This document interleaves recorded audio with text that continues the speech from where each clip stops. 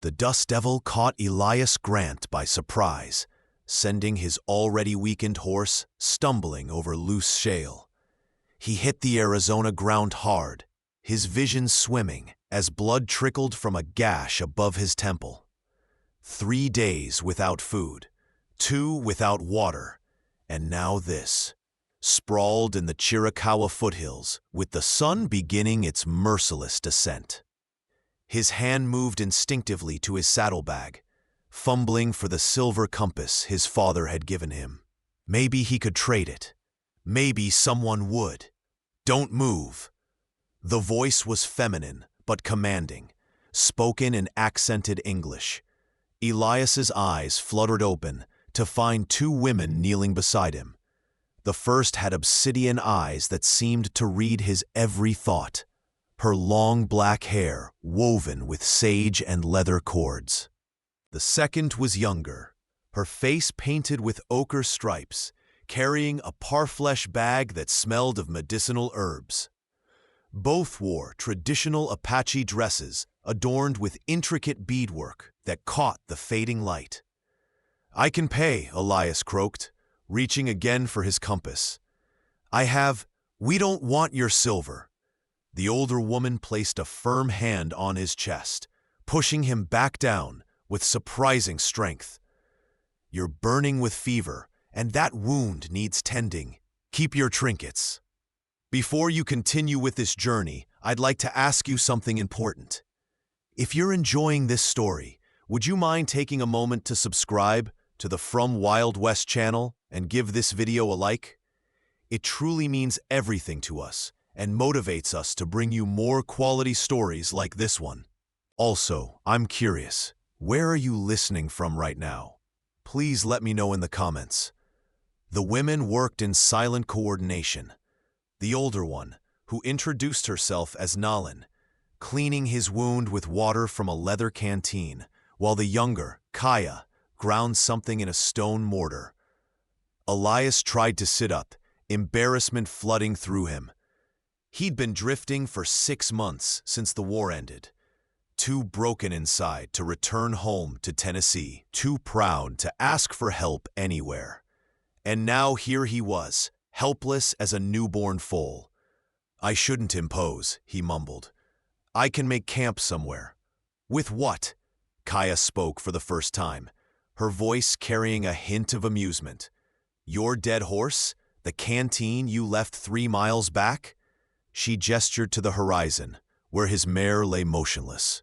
"The desert doesn't care about your pride, white man.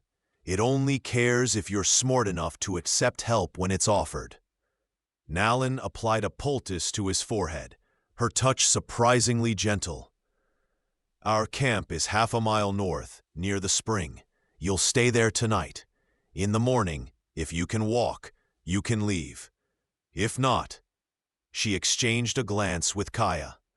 "Then you stay until you can." Elias wanted to protest. He'd spent the last months avoiding human connection, afraid of the nightmares that woke him screaming, afraid of the way his hand shook when someone got too close. The war had carved something essential out of him, left him hollow. But his body betrayed him. His legs wouldn't hold his weight, and the desert night was already dropping in temperature with frightening speed. "Just tonight," he whispered.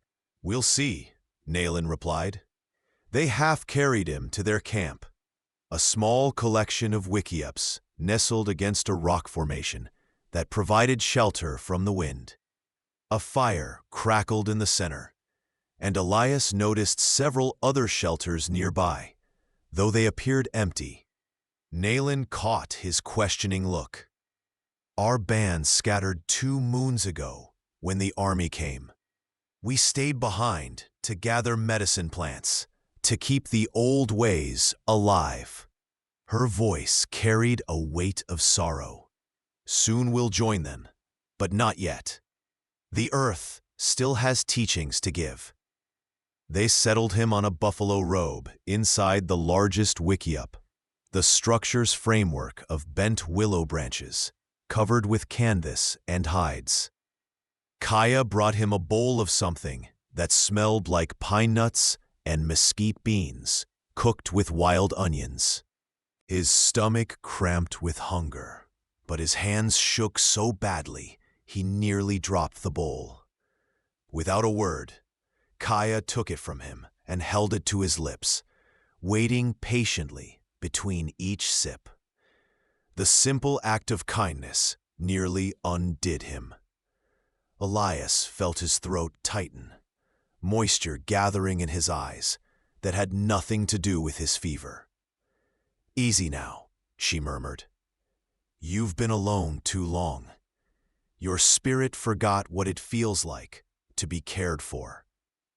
After he'd eaten, Naylin examined him more thoroughly, her fingers pressing along his ribs, checking his pulse points.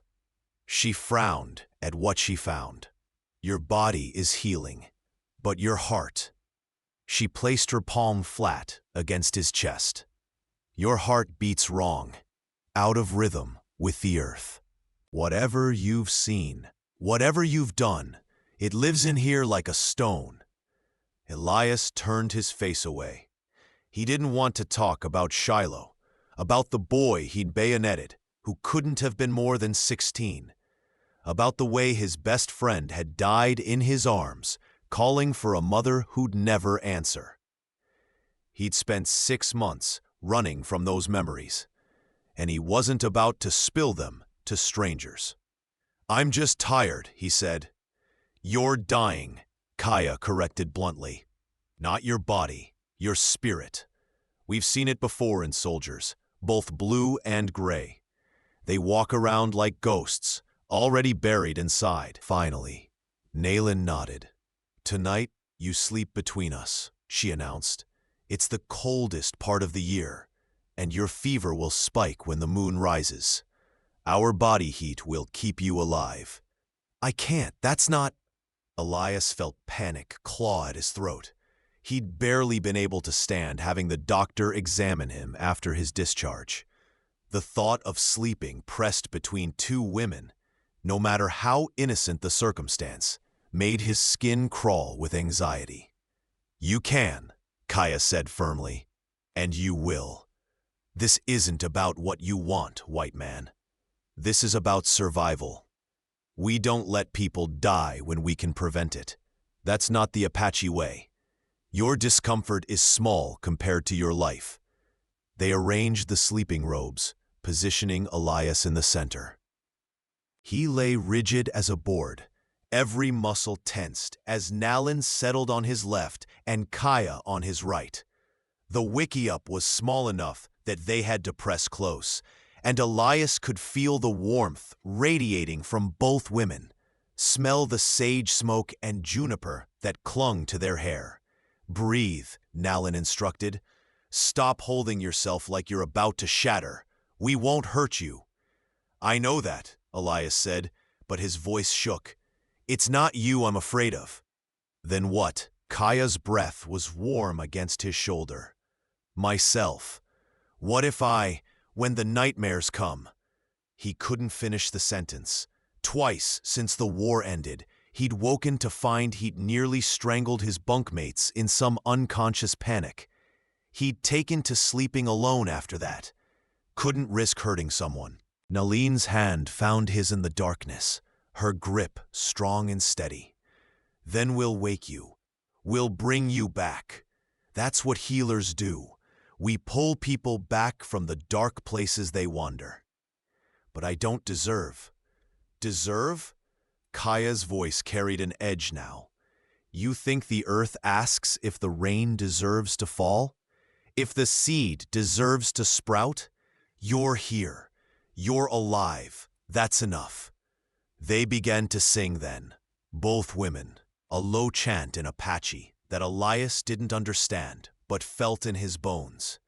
The melody wound around him like a blanket, rising and falling with the rhythm of their breathing. Naylin's thumb stroked circles on the back of his hand. Kaya's arm draped across his chest, a weight that should have felt suffocating, but instead anchored him. The fever came as predicted, waves of heat and chills that had Elias shaking so violently his teeth rattled. But every time he surfaced toward consciousness, there were hands cooling his forehead, voices murmuring reassurance, bodies warm and solid on either side of him. When the nightmares finally dragged him under, that familiar hell of cannon fire and screaming men, he woke to find both women holding him, Nayland pressing her forehead to his, while Kaya's arms wrapped around him from behind. "You're safe," Nayland said firmly. "You're here. You're with us. Breathe with me." She inhaled slowly, exaggerating the movement, and Elias found himself matching her rhythm. In, out, in, out. Gradually, the thundering of his heart slowed. "That's it," Kaya murmured against his shoulder blade. "Feel the earth beneath you. Feel us beside you. You're not back there. You're here." They didn't let go even after his breathing steadied, and Elias realized he didn't want them to. For the first time in months, he wasn't alone with his demons. For the first time since the war, he felt almost human again. "Why are you doing this?" he whispered into the darkness. "You don't know me. I could be anyone." "Because the earth sent you to us," Nayland replied simply. "And because we know what it's like to carry unbearable weight. Our people are scattered. Our ways are being erased. Every day we wake up and choose to keep living, keep fighting, even when it would be easier to give up. You need to make that same choice." "I don't know if I can." "Then let us help you," Kaya said. "That's what humans do. We hold each other up when we can't stand alone. Your people forgot that in their wars and their greed. We haven't." The singing resumed, softer now, and this time Elias let himself sink into it. Let himself feel the warmth of the women beside him, the steady rise and fall of their breathing, the way their presence seemed to fill all the empty spaces inside him. Somewhere in the darkest hour before dawn, he finally slept, truly slept, for the first time in half a year. When Elias woke, sunlight streamed through the Wikiup's opening, turning the canvas walls golden. He was alone, his body aching, but the fever broken, the wound on his head already beginning to scab over. He sat up carefully, running a hand through his sweat-dampened hair, and found his heart beating strong and steady in his chest.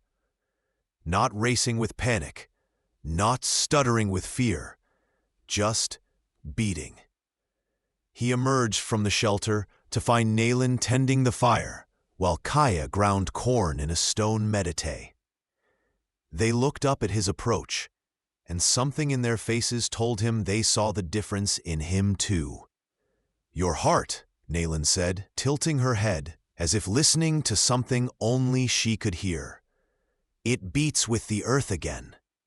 Elias pressed a hand to his chest, feeling the steady rhythm. She was right. Something fundamental had shifted in the night. Some connection he'd thought severed forever had been painstakingly rewoven. He wasn't healed. Not completely, maybe never completely. But he was no longer broken, beyond repair. "I don't understand how," he started. "Sometimes healing isn't about understanding," Kaya interrupted. "Sometimes it's just about letting yourself be held until you remember you're worth holding." Elias stood there, this shy drifter who'd spent months hiding from the world, and felt tears slide down his face. Not tears of grief this time, but something closer to gratitude, to relief, to the painful beauty of being truly seen by another human being. "Can I stay?" The words tumbled out before he can stop them. "Not just today. I mean, can I stay and learn? Your ways, your medicine, how to heal the way you healed me?" The two women exchanged that look again, the one that seemed to communicate volumes in a single glance. Then, Nayland smiled, the first full smile he'd seen from her. "The Earth sent you to us for a reason," she said. "Who are we to turn away a student?" The days that followed fell into a rhythm as natural as breathing. Elias learned to identify healing plants, the purple coneflower that fought infection, the yerba mansa that drew out poison, the osha root that strengthened the lungs. Nayland taught him to listen to the land, to read the messages written in animal tracks and cloud formations, and the smell of the wind. Kaya showed him how to prepare medicine, the precise way to grind and mix and apply, the prayers that went with each preparation. But more than practical skills, they taught him presence, how to sit with discomfort without running, how to breathe through pain without numbing it, how to be with another person's suffering without trying to fix it or flee from it. "Healing isn't about making the pain go away," Nayland explained one afternoon as they gathered willow bark near the spring. "It's about learning to carry it differently, about finding meaning in the scars." Elias thought about the scars he carried, both visible and invisible. The bullet graze on his shoulder, the knife wound across his ribs, the deeper wounds that had no physical form. For months, he'd seen them only as proof of his brokenness. But as he worked beside these women, he began to understand them as evidence of survival instead. One evening, 3 weeks into his stay, they sat around the fire after a long day of gathering and preparing medicines. Kaya was weaving a basket from yucca fibers, her fingers moving with practiced ease. Nayland was repairing a pair of moccasins, her needle flashing in the firelight. Elias watched them work, feeling that familiar warmth in his chest. Not fever this time, but something else. Something that felt dangerously like belonging. "Tell us about your family," Kaya said without looking up from her weaving. "The ones you left behind." Elias's first instinct was to deflect, to change the subject, as he'd done every other time they'd probed gently at his past. But he thought about that first night, about how they'd held him through his nightmares and his fever, and decided he owed them honesty. "I had a sister," he began slowly, "Charlotte. She was 12 when I left for the war, wrote me letters every week, full of news about her schooling and her friends and this boy who kept pulling her braids." His voice cracked slightly. "I stopped answering after Shiloh. Couldn't figure out what to say. How do you tell a child that her brother killed people? That he watched his friends die screaming? That he's not the hero she thinks he is?" "Maybe you tell her that her brother is human," Nayland suggested gently. "That he did what he had to do to survive, and now he's learning how to live with what that required. Maybe you trust her to love you anyway. She's probably forgotten me by now. It's been almost 2 years, or she thinks about you every day and wonders why you disappeared." Kaya set aside her basket, fixing him with those dark, penetrating eyes. "You're not the only one carrying pain, Elias. Your silence is its own kind of wound, for you and for her." The words hit harder than any physical blow could have. Elias had spent so long focused on his own suffering that he hadn't considered how his absence might have hurt the people he left behind. His sister, wondering if her brother was dead. His parents, not knowing if they should grieve or hope. "I wouldn't know what to write," he admitted. "Start with the truth," Nayland said. "That you're alive, that you're learning to heal, that you think of her. The rest will come." That night, by firelight, Elias wrote his first letter home.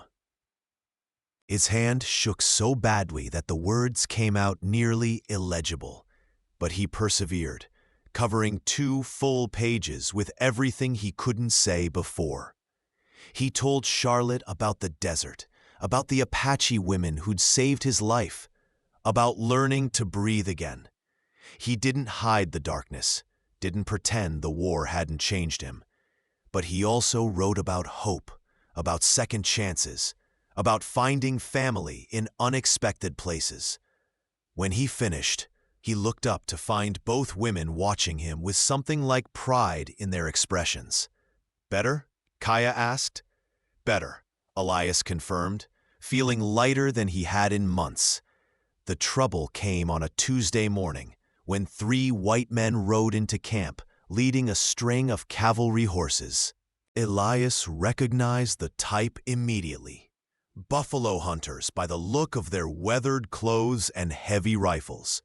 The kind of men who saw the West as something to conquer and exploit rather than understand. The largest one, a bull of a man with a scar bisecting his left eyebrow, surveyed the camp with obvious disdain. His gaze lingered on Nayland and Kaya with the kind of hunger that made Elias's stomach turn. "Well, well," the man drawled. "What do we have here? Couple of squaws and a white man playing Indian." He spat tobacco juice into the fire, a deliberate insult. "You know it's illegal for Indians to leave the reservation, boy? These 2 should be locked up at San Carlos." Elias stood slowly, positioning himself between the hunters and the women. His hand didn't move toward the revolver at his hip. He'd learned enough about de-escalation to try words first, but he kept his stance ready.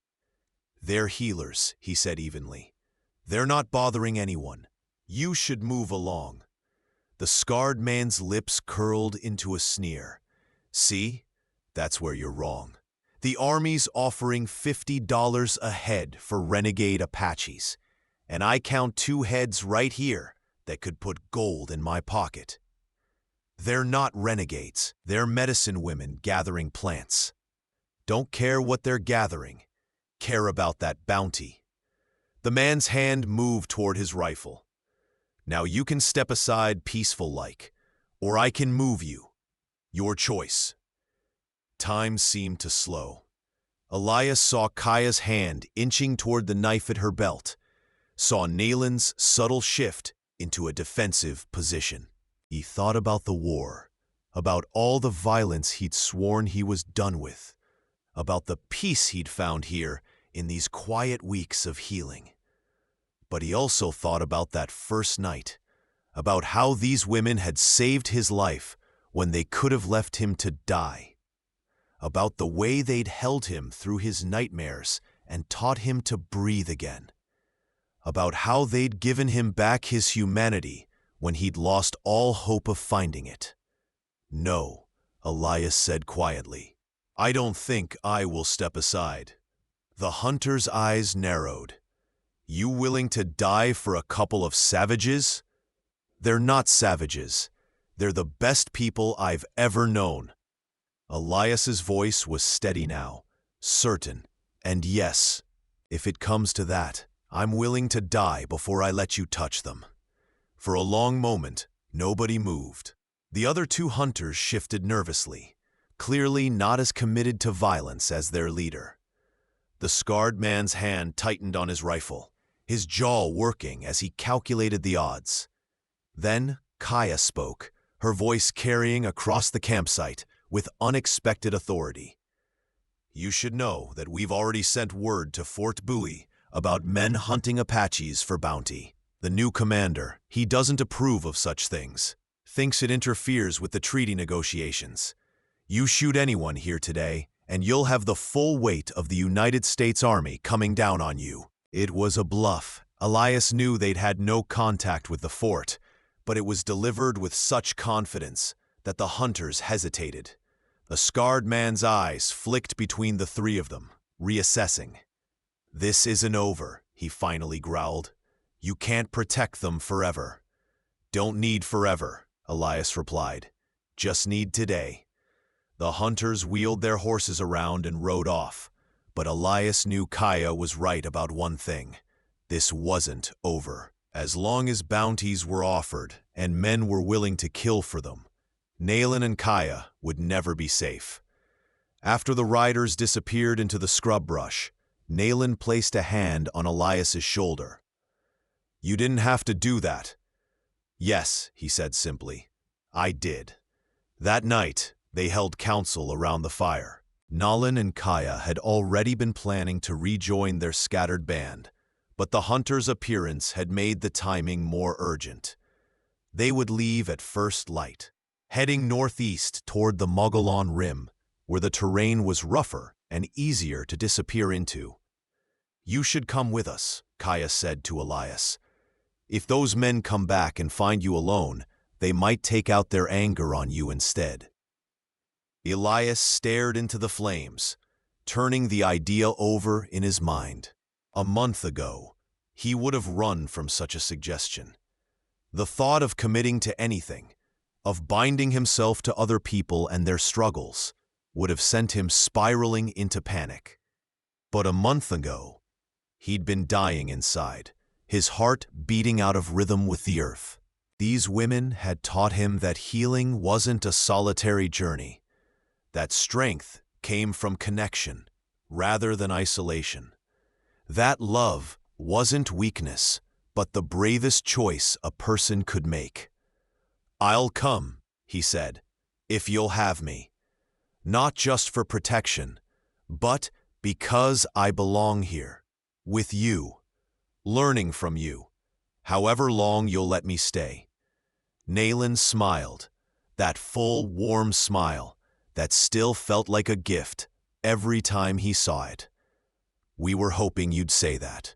They spent the evening preparing for departure, packing herbs and medicines, dismantling the wickiups, erasing signs of their presence. As the moon rose, Elias found himself alone with Kaya near the spring, filling water skins for the journey. "Can I ask you something?" he said quietly. "Always."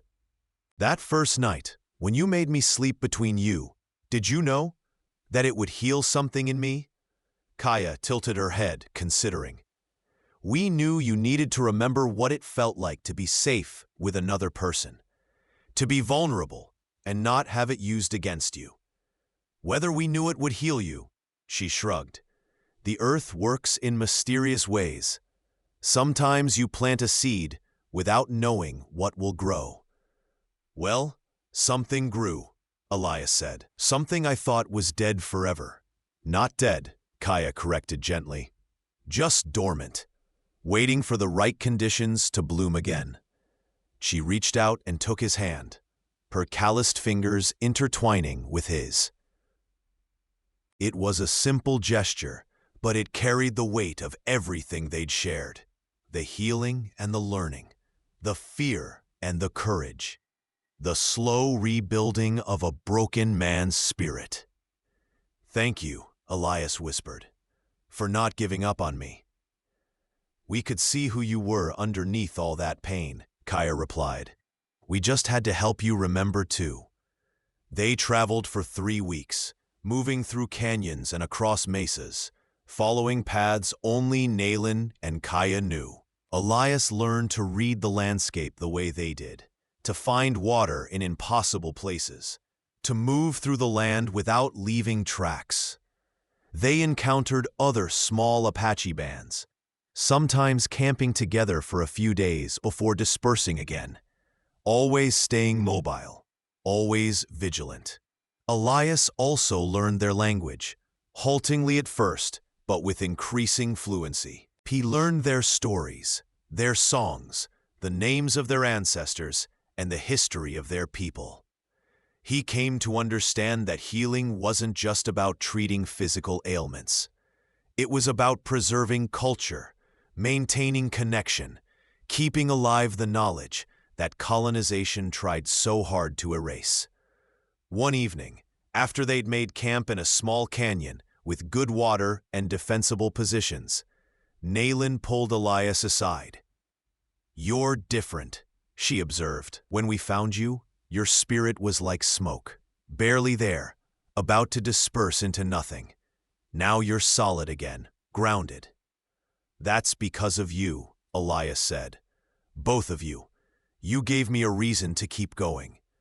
"No," Nayland shook her head firmly. "We gave you space to heal. You did the work.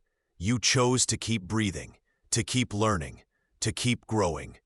That was all you." "Then we did it together," Elias amended, "because I couldn't have done it alone." "Together," Nayland agreed, and the words seemed to echo with significance, carrying promises neither of them had fully articulated yet. The crisis came a week later, when they encountered a cavalry patrol moving through their territory. Most officers would have left a small group of Apache women and one white man alone.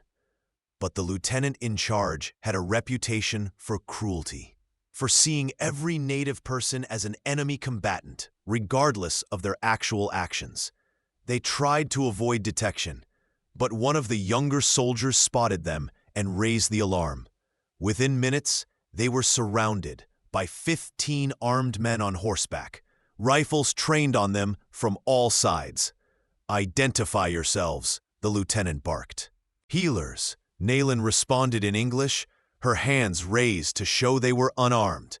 "We're not fighters. We're gathering medicine plants. You're off the reservation illegally." The lieutenant's eyes were cold, calculating. "That makes you renegades. We're authorized to use lethal force against renegades." "They're healers." Elias stepped forward, his voice ringing with authority he didn't know he possessed. "They're not hurting anyone. They're trying to preserve knowledge that will be lost forever if people like you keep destroying it." "And who the hell are you?" "Elias Grant, formerly Private Grant of the Tennessee 15th Infantry. I served 2 years before my discharge." He met the lieutenant's gaze steadily. "I'm traveling with these women because they saved my life and because they're teaching me medicine. They're not criminals. They're not threats. They're human beings trying to survive." The lieutenant's lip curled. "You're a disgrace to your uniform, Grant. Living with savages. Probably sleeping with them too." Rage flashed through Elias, hot and fierce, but he held it in check. Losing his temper would only escalate the situation. Instead, he forced himself to speak calmly, reasonably. "What I am is a man who's learned that there's more than one way to see the world. These women have more honor and decency than most white men I've known. If serving my country means I can't recognize that, then maybe I am a disgrace." For a long moment, the lieutenant simply stared at him. Then his hand moved toward his sidearm, and Elias knew, with sick certainty, that this was going to end badly. The officer was going to shoot him, then shoot Nayland and Kaya, and justify it all in his report as subduing hostile renegades. But before the lieutenant could draw, an older voice cut through the tension. "Stand down, Lieutenant." A captain rode forward from the back of the patrol, a gray-haired man with weathered features and intelligent eyes. He dismounted and approached their small group, his gaze taking in every detail: the medicine bags, the peaceful bearing, the lack of weapons. "I know you," he said to Nayland. "You treated my sergeant's son last year when he was bitten by a rattlesnake. Saved his life." Nayland inclined her head. "I remember. The boy with the laugh like spring rain. He's doing well, thanks to you." The captain turned to his lieutenant. "These aren't renegades, Thomas. These are medicine women.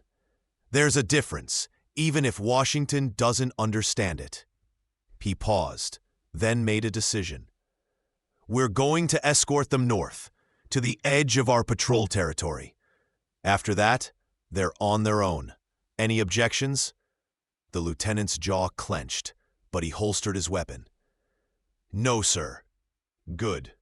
The captain looked at Elias. "You too, Private Grant. You're free to go. Though I'd advise you to be more careful about who you travel with. Not everyone in the Army is as understanding as I am." Respectfully, sir, Elias said. I'll travel with whoever I damn well please. But thank you for your understanding today. The captain's mouth twitched with what might have been amusement. Dismissed. They rode north under cavalry escort. An uneasy arrangement, but better than the alternative. When they reached the patrol boundary, the captain paused. I can't protect you beyond this point, he told Nayland and Kaya. And I can't guarantee other patrols will be as accommodating. You need to find somewhere safer. There is nowhere safer, Kaya replied simply. Not for us, not anymore. But we appreciate your kindness today, Captain. We won't forget it. After the soldiers left, Elias, Nayland, and Kaya stood together in the fading light, processing what had almost happened. That was too close, Elias said, his hands still shaking slightly with residual adrenaline. We need a better plan than just wandering and hoping we don't run into the wrong patrol. There is no better plan, Nayland said quietly. This is our reality now. We survive day by day, moment by moment. That's all we can do. No. Elias shook his head firmly. That's not enough. You saved my life, taught me how to live again. I'm not going to watch you spend the rest of your days running and hiding. What else is there? Kaya asked, and for the first time, Elias heard defeat in her voice. There's fighting back, not with violence, but with persistence, with documentation, with making sure your knowledge doesn't die even if... He couldn't finish that sentence. I can write. I can record everything you teach me. Your medicine, your stories, your language. If something happens to you, at least it won't be lost. The two women looked at each other, that familiar silent communication passing between them. Then Nayland reached out and cupped Elias's face in both hands, her touch achingly gentle. You beautiful, stubborn man, she whispered. You think you can save us by writing everything down? I think I can honor you. And maybe, if we're lucky, I can help others understand what they're destroying before it's too late. Then we'd teach you, Kaya decided. Everything, every plant, every prayer, every story. We make you a keeper of knowledge, and you promise to share it with the world no matter what happens to us. I promise, Elias said, his voice breaking. I swear it on everything I am. They found a hidden canyon with a year-round spring, defensible enough to stay for extended periods. There, they established something between a camp and a school, with Elias spending every waking hour learning and documenting. He filled notebook after notebook with sketches of plants, detailed preparation instructions, phonetic transcriptions of prayers and songs. But it was more than just academic knowledge. The three of them became a family in that canyon, bound together by shared purpose and growing affection that transcended the healer-student dynamic. Elias cooked meals, while Nayland and Kaya gathered plants. Kaya taught him to weave, while Nayland showed him how to tan hides. They sang together in the evenings, mixing Apache songs with the Tennessee ballads of Elias's childhood. And at night, they still slept together, not from necessity anymore, but from choice. The intimacy had shifted into something deeper, more complex. Elias found himself falling in love with both women, with their strength and wisdom and the way they saw the world. He didn't know what to call it. Didn't know if there were words in English or Apache for this particular configuration of hearts. But he knew it was real and precious and worth protecting. One night, lying between them under a blanket of stars, Elias finally voiced the question that had been growing in his mind for weeks. What happens when the notebook is full? When I've learned everything there is to learn? Then you live it, Nayland said simply. You become not just a keeper of knowledge, but a practitioner. You heal people. You teach others. You keep the circle unbroken. I can't do that alone. Then don't do it alone, Kaya said. Stay with us. Live with us. Be part of us. However long the earth allows. Your people might not accept me. Our people will accept whoever we bring to them. Nayland interrupted firmly. And you're not just some random white man anymore, Elias. You're someone who chose to see us as human beings. Someone who was willing to die before he'd let us be hurt. Someone whose heart beats with the earth again because he let himself be healed by it. That makes you family. Elias felt tears slide down his temples into his hair. I don't deserve... Stop, both women said in unison. And despite the emotion of the moment, Elias found himself smiling at their synchronicity. You don't get to decide what you deserve, Kaya continued. The earth decides, and the earth brought you to us for a reason. So stop fighting it and just accept that you're loved, that you're wanted, that you're home. Home. The word resonated through Elias like a bell, clear and true. He'd spent so long wandering, so long feeling displaced and disconnected, that he'd forgotten what home actually meant. It wasn't Tennessee, wasn't any physical place. It was these two women who'd seen him at his worst and chosen to love him anyway. This shared purpose of preservation and healing. This sense of belonging that had nothing to do with blood and everything to do with choice. Then I'm staying, he said, for as long as you'll have me, forever if that's allowed. Is a long time, Nayland cautioned, but her voice was warm with affection. Not nearly long enough, Elias countered.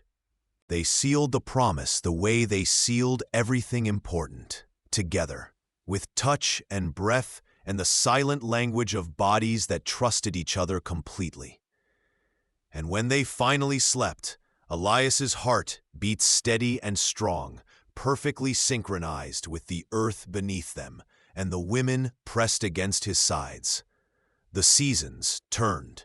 Winter gave way to spring, spring to summer. Elias's notebooks multiplied, filled with dense script and detailed illustrations. He learned to set bones and stitch wounds, to identify poisonous plants and prepare antidotes, to read the signs of illness before symptoms appeared. But more importantly, he learned to see the world through Apache eyes, to understand the connections between all living things, to respect the land as a living entity, to view healing as a sacred responsibility rather than a mechanical process. They encountered other bands occasionally, trading medicine for food and news.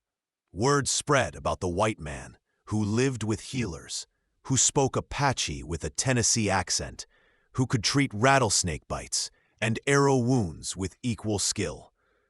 Some viewed him with suspicion, but most came to accept him as Nayland and Kaya's strange but useful companion. It was during a gathering of several bands that the proposal happened. They'd all come together for a healing ceremony, and after the formal rituals concluded, there was dancing and storytelling around the fire. Elias sat between Nayland and Kaya, watching the flames and feeling more at peace than he'd ever thought possible. Then Nayland stood, pulling him up with her. Kaya rose too, and suddenly all three of them were standing in front of the entire gathering, illuminated by firelight. We have an announcement, Nayland said in Apache, her voice carrying across the assembled crowd. This man, Elias Grant, has lived among us for nearly a year. He has learned our ways, honored our traditions, and proven himself worthy of trust. Kaya and I wish to marry him, if he'll have us, and if the people consent. A shocked silence fell. Elias's heart hammered in his chest. This wasn't how he'd expected this conversation to go. Wasn't how he'd imagined any future proposals might unfold. But as he looked at the two women flanking him, saw the love and certainty in their eyes, He knew his answer without hesitation. "I'll have you," he said in Apache, then repeated it in English for emphasis. "Both of you, for as long as the earth allows and beyond. You healed me when I was dying. You taught me how to live again. Marrying you, being bound to you, would be the greatest honor of my life." The gathered people murmured among themselves, debating in rapid Apache that Elias could only partially follow. Finally, an elder woman stood, someone Nayland had introduced as a respected healer and spiritual leader. "This is unusual," the elder said, "but these are unusual times. The old ways are dying. Perhaps new ways are needed to ensure survival.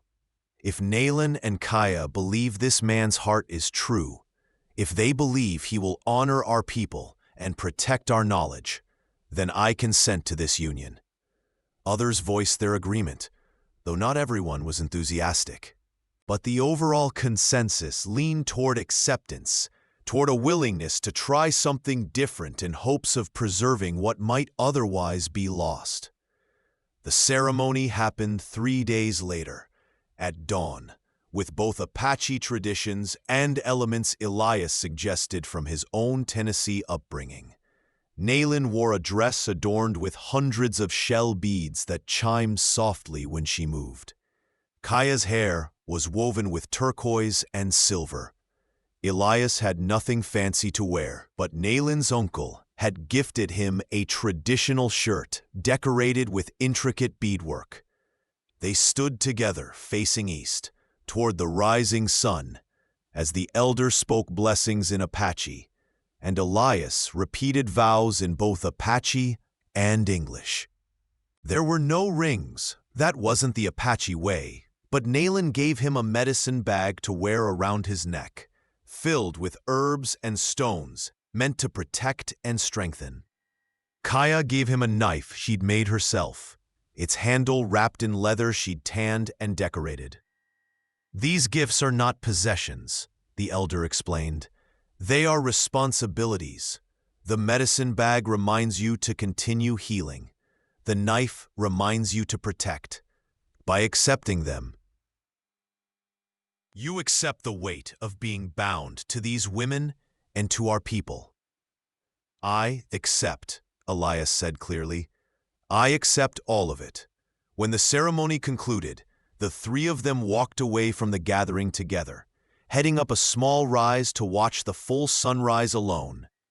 They sat pressed close, Elias in the middle again, watching light spill across the desert. "You know this won't be easy," Nayland said quietly. "The army will keep hunting us. White settlers will keep pushing into our lands. We might not have much time left." "Then we make the time we have matter," Elias replied. "We heal, we teach, we preserve, and we love each other fiercely while we can." "Fiercely," Kaya repeated, testing the word. "I like that. Fierce love, the kind that doesn't break even when everything else does." Elias took both their hands, linking the three of them together. "My heart beats with the earth again because of you.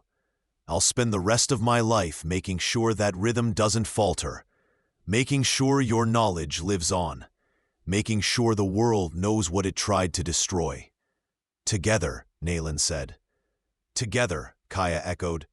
"Together," Elias agreed. And as the sun climbed higher, turning the desert gold and crimson and alive with possibility, the shy drifter who'd once wanted to die in the Arizona dust felt his heart beat strong and steady, in perfect rhythm with the earth, and with the two women who'd taught him what it meant to truly live. Epilogue. 10 years later, Elias Grant stood in a small adobe house he'd built near the New Mexico border. The walls were lined with shelves holding hundreds of carefully preserved medicine bags, each labeled in both English and Apache. His notebooks, now numbering over 50, were stored in a locked trunk, awaiting the day they'd be needed to teach a new generation. Nayland came in carrying their daughter, a 4-year-old with Nalin's dark eyes and Elias's stubborn chin. Kaya followed with their son, barely 2, already showing signs of his mother's fierce independence. The children were legally registered as Elias's alone. The law didn't recognize their unconventional family structure, but everyone who mattered knew the truth. "Someone's here to see you," Nayland said, nodding toward the door. Elias looked out to see a young, white woman dismounting from a horse, travel-worn but determined. When she turned, he recognized her instantly, despite the years. "Charlotte?" he breathed. His sister ran to him, throwing her arms around him with a cry of relief. "I got your letters, all of them. It took me 3 years to convince Papa to tell me where you were, then another 2 to save enough money to come find you. But I'm here. I'm finally here." Elias held her tight, tears streaming down his face. Behind him, Nalin and Kaya waited with the children, patient and understanding as always. His 2 families, about to become one. "There's so much to tell you," Elias said to his sister. "So much to show you. About healing, about life, about love that doesn't fit in neat boxes, but fills your heart anyway." Charlotte pulled back, looking past him to Nalin and Kaya, to the children, to the house filled with medicine and memories. "Then tell me, show me. I came all this way to understand, to be part of whatever life you've built here." And so he did.